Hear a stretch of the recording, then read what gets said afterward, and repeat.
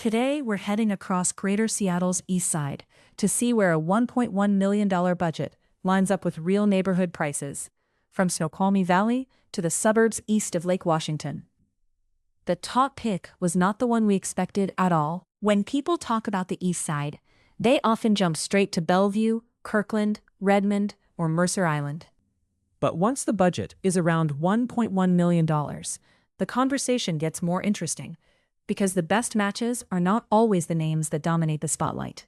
So today, we're counting down 5 east side places where the median home value sits close to that number, while still giving each place its own setting, streetscape, and local identity. Number 5. Snoqualmie. Snoqualmie starts the countdown with a median home price of $1,123,770 per Zillow and Redfin in 2026. That puts it just above the $1.1 million target, which is why it lands at number 5 rather than higher. The city sits next to Snoqualmie Falls and about 28 miles east of Seattle, giving it a very different feel from the denser east side suburbs closer to Lake Washington. Walk Score gives Snoqualmie a walk score of 65 in 2026, so the experience can vary depending on whether you are near the more connected parts of town or farther into residential areas. For buyers using this price point as a guide, Snoqualmie is the most dramatic scenery play in the countdown.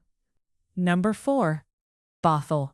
Bothell comes in with a median home price of $1,065,248 per Zillow and Redfin in 2026. That places it right around the $1.1 million mark, but with a setting that bridges King and Snohomish counties and connects into multiple parts of the northern east side.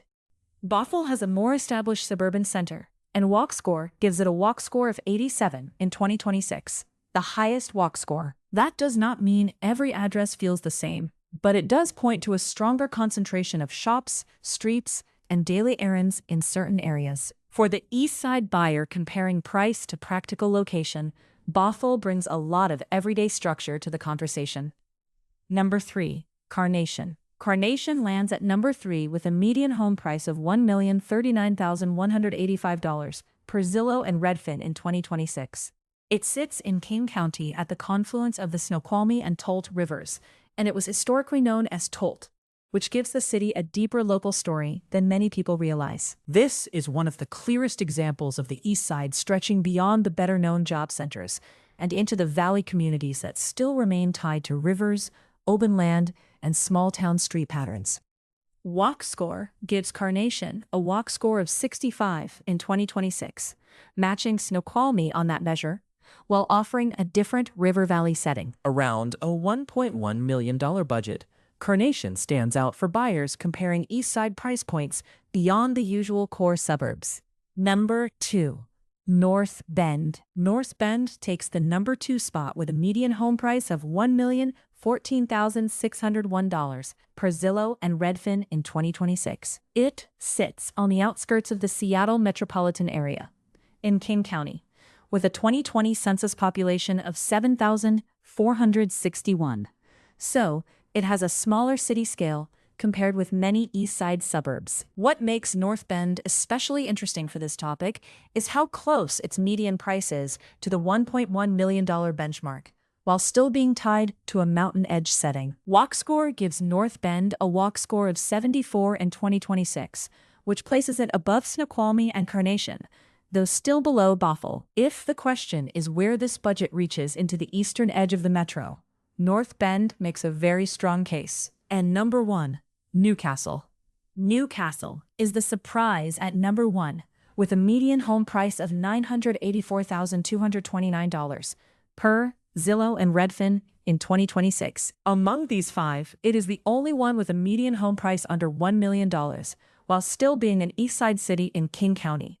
Newcastle had a 2020 census population of 13,017, and it sits much closer to the Lake Washington side of the east side conversation than valley cities like Carnation or North Bend. Walk Score gives Newcastle a walk score of 40 in 2026. So this is not the most walkable pick here, but the price position is what changes the ranking. For a $1.1 million east side search, Newcastle stands out because the median home value sits below the target, while the location remains firmly connected to the central east side map. So, the countdown is Snoqualmie at 5, Bothell at 4, Carnation at 3, North Bend at 2, and Newcastle at 1. The big takeaway is that a $1.1 million east side budget does not point to just one kind of place. It can mean falls and valley scenery, a more connected suburban center, smaller river cities, mountain edge streets, or a closer in city like Newcastle. And yes, Newcastle really was the one that made this countdown feel less predictable. What did we miss? Which east side neighborhood, city, or specific pocket would you have put in your own top 5? If you would have ranked one of these higher, or if there is a spot you think deserves more attention, drop it in the comments. If this helped you compare Seattle area neighborhoods more clearly, give the video a like and subscribe for more Seattle neighborhood deep dives. And tell us what you want next.